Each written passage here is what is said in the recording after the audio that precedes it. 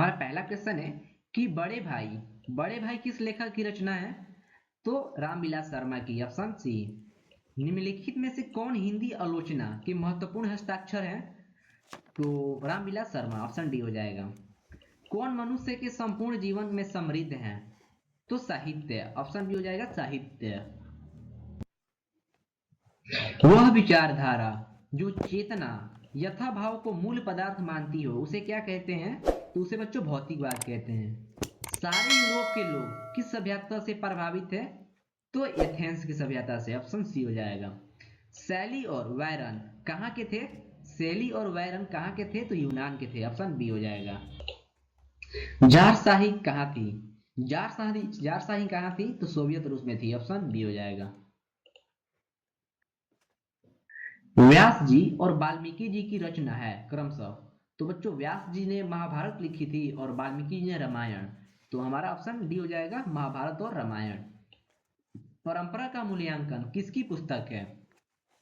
तो option A हो जाएगा रामविलास शर्मा की।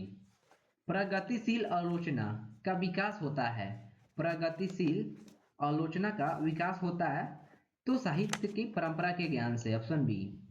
लेखक रामविलास शर्मा कब से कब तक भारतीय प्रगतिशील लेखक संघ में महामंत्री रहे हैं?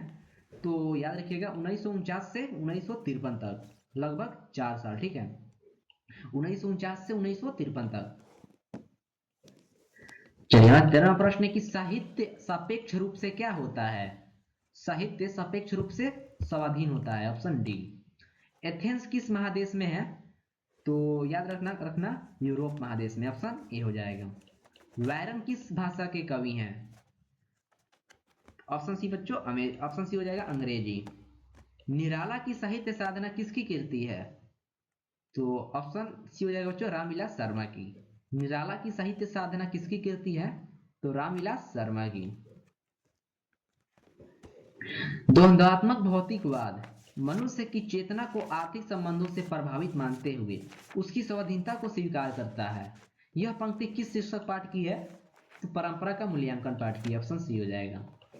दूसरों की नकल कर लिखा गया साहित्य कैसा होता है? तो बच्चों अधम होता है, option C. Raphael, Leonardo da Vinci और एंजेलो किनकी देन है? रफाल, लियोनार्दो दा विंची और एंजेलो किसकी देन है? तो यह बच्चों ऑप्शन सी हो जाएगा इटली की। शेक्सपियर कौन थे? तो ऑप्शन ए हो जाएगा नाटककार। निराला की साहित्य साधना कितने खंडों में रचित है? तो ऑप्शन बी बच्चों 3 खंडों में, ऑप्शन बी हो जाएगा 3 खंडों में। लेखक रामविलास शर्मा का जन्म कब हुआ? लेखक रामविलास शर्मा का जन्म कब हुआ? तो 10 अक्टूबर 1912 ईस्वी में। लेखक रामविलास शर्मा का जन्म कहाँ हुआ? तो इनका जन्म हुआ था उच्च गांव सानी, ऑप्शन सी। प्रेमचंद और उनका युग किनकी रचना है? तो ऑप्शन बी बच्चों डॉक्टर रामविलास शर्मा की। जारशाही जारशाही रूप के सोवियत समाज में पढ़े जाने वाले लोकप्रिय साहित्य कौन है? तो ऑप्शन ए हो जाएगा तोल्स्टॉय, ऑप्शन ए हो जाएगा तोल्स्टॉय। सामाजिक विकास क्रम में सामंती सभ्यता की अपेक्षा किस सभ्यता को अधिक प्रगतिशील कहा जा सकता है? तो ऑप्शन सी हो जाएगा पूंजीवाद सभ्यता को, ऑप्शन सी हो जाएगा पूंजीवाद सभ्यता को। लैटिन कवि कौन है? आपके पास 4 ऑप्शन दिए गए हैं, देख के बताइए कि लैटिन बच्चों कवि कौन है? तो ऑप्शन ए हो जाएगा वर्जिल, ऑप्शन ए हो जाएगा वर्जिल। तार सप्तक में कितने कवि और कविताएं संग्रहित हैं? तार सप्तक में कितने कवियों की कविताएं संग्रहित है? तो ऑप्शन डी बच्चों 7 कवियों के। अज्ञेय ने तार सप्तक कब संपादित किया? तो ऑप्शन बी बच्चों 1943 ईस्वी में, ऑप्शन बी हो जाएगा। रामविलास शर्मा को किस कृति के लिए साहित्य अकादमी पुरस्कार प्राप्त हुआ है? तो निराला की साहित्य साधना पे, ऑप्शन सी हो जाएगा।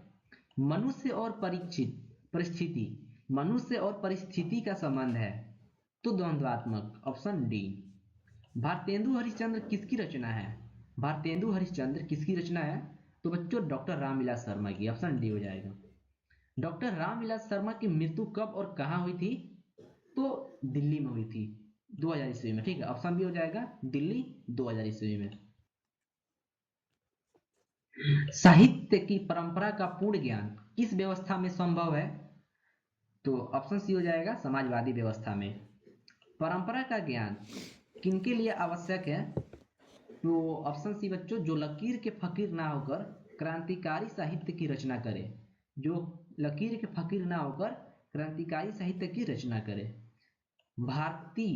भारतीय की राष्ट्रीय क्षमता का पूर्ण विकास किस व्यवस्था में संभव है?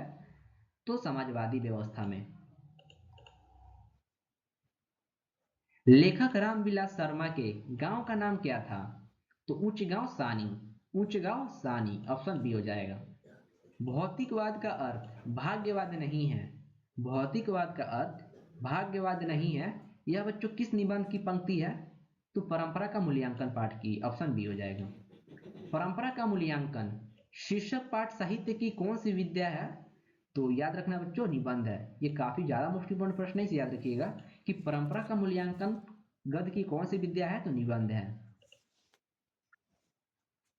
रामविलास शर्मा एमए पास करने के बाद 1938 ईस्वी तक कहाँ व्यस्त रहे? तो बच्चों शोध कार्य में, ऑप्शन बी हो जाएगा शोध कार्यों में। रामविलास शर्मा का लेखन है, तो हमारा इनमें से सभी हो जाएगा। हमारा इनमें से सभी हो जाएगा। भाषा और समाज, भारत की भाषा समस्या, विराम चिन्ह, सब बच्चों इन्होंने ही लिखा था। सामंती दुनिया में महान कविता के दो ही केंद्र हैं, कौन कौन? सामंती दुनिया में महान कविताएं के दो ही केंद्र हैं, कौन कौन? तो बच्चों भारत और ईरान। ठीक है। शर्मा जी ने पुरस्कार की राशि किसे दान रूप स्वरूप दिया? शर्मा जी ने पुरस्कार की राशि दान रूप में बच्चों किसे दिया था? तो भारत सरकार को दे दिया था, ऑप्शन सी हो जाएगा। रामविलास शर्मा ने बीए कब पास किया? तो 1932 ईस्वी में पास किए थे। आदमी, आदिम, आदिम शब्द का शाब्दिक अर्थ है। आदिम शब्द का बच्चों शाब्दिक अर्थ क्या है? तो अति प्राचीन, ऑप्शन ए हो जाएगा अति प्राचीन। हमारी राष्ट्रीय आवश्यकता है, हमारी राष्ट्रीय आवश्यकता है तो समाजवाद। पुरानी संस्कृति से कौन नाता नहीं तोड़ती है? तो ऑप्शन ए हो जाएगा समाजवादी संस्कृति। तो यहाँ 28वां प्रश्न है कि अस्मिता का अर्थ है, तो ऑप्शन सी बच्चों पहचान।